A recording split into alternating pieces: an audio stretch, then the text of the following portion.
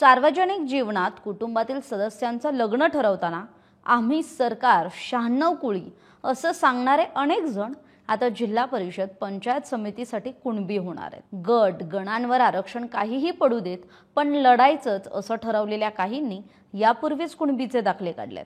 तर आरक्षण निश्चितीनंतर ज्या ठिकाणी ओबीसी प्रवर्गातील महिलेसाठी आरक्षित झालेल्या ठिकाणी संधी हुकलेल्यांनी स्वतःच्या सौभाग्यवतींचे दाखले काढायला आता सुरुवात केली। आता हे सगळं नेमकं कुठे घडतंय, हा प्रकार नेमका काय, सगळं सांगते। त्यासाठी व्हिडिओ शेवटपर्यंत पहा। नमस्कार, मी कोमल, सकाळमध्ये आपलं स्वागत। आता isakal.com आहे देशातील नंबर 1 ची मराठी न्यूज वेबसाईट। प्रत्येक अपडेटसाठी isakal.com ला नक्की भेट द्या।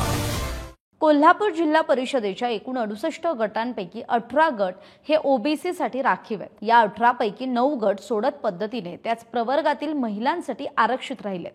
अलीकडेच मराठा नेते मनोज जरांगे पाटील यांच्या आंदोलनानंतर महसूल पुरावा असलेल्या आणि नोंदी सापडलेल्या लोकांना कुणबीचे दाखले देण्याचे आदेश सरकारने दिलेत। त्यानंतर अनेकांनी हे दाखले सुद्धा काढलेत। काहींना त्याचा मुलांच्या शैक्षणिक कारणासाठी, नोकरीसाठी उपयोगही करता आला। पण कुणबी ही जात मागास प्रवर्गात म्हणजे ओबीसीत येते। सर्वच स्थानिक स्वराज्य संस्थांमध्ये ओबीसी साठी स्वतंत्र आरक्षण आहे। त्यात अशा कुणबीचाच भरणा यापूर्वी सुद्धा झालेला आहे।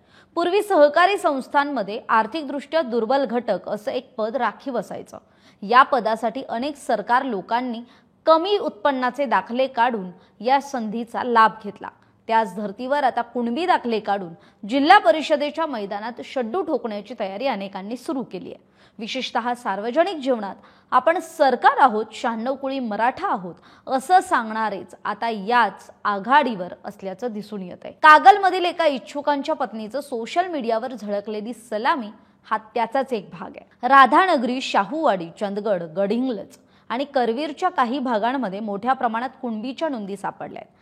त्या आधारावर ग्रामीण भागांसह शहरातही मराठा समजल्या जाणाऱ्या काही दिग्गजांना केवळ निवडणूक डोळ्यांपुढे ठेवून स्वतःसह पत्नीचा कुणबीचा दाखला मिळवता आलाय। सर्वसामान्यांना हा दाखला मिळवताना प्रचंड त्रास होत असताना यापैकी काही नावं वाचली तर हे कुणबी कसे असा प्रश्न पडतो। पण त्यांना विना कयास विना सायास असे दाखले मिळाल्याची अनेक उदाहरणं आहेत। त्याची पोलखोल आता प्रत्यक्ष ओबीसीतून अर्ज भरलेल्यांची नावं निश्चित झाल्यानंतर होईलच। आता आर्थिक ताकद हाच निकष आहे का, तर ओबीसीतून खरा ओबीसी असलेल्या व्यक्तीला उमेदवारी मिळेल की नाही याविषयी मोठी संभ्रमावस्था आहे। पण ज्यांच्याकडे पैसा तोच उमेदवारीचा प्रबळ दावेदार हाच निकष सर्व पक्षांमध्ये आहे। त्यामुळे ओबीसी प्रवर्गही त्याला अपवाद राहणार नाही। अनेकांनी आपले दाखले तयार ठेवलेत। नेत्यांनी विचारलं की दाखला दाखवायचा आणि उमेदवारी मिळवायची असा चंग अनेकांचा आहे।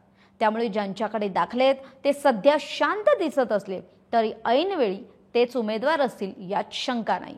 त्यामुळे आता यात पुढे काय घडतं हे पाहावं लागणार आहे। महाराष्ट्रातील सर्व बातम्यांचे विश्वासार्ह व्यासपीठ सकाळच्या सर्व सोशल मीडिया प्लॅटफॉर्मला लाईक, फॉलो आणि सबस्क्राईब करा। तसंच सर्व नोटिफिकेशनसाठी बेल आयकॉन प्रेस करायला विसरू नका।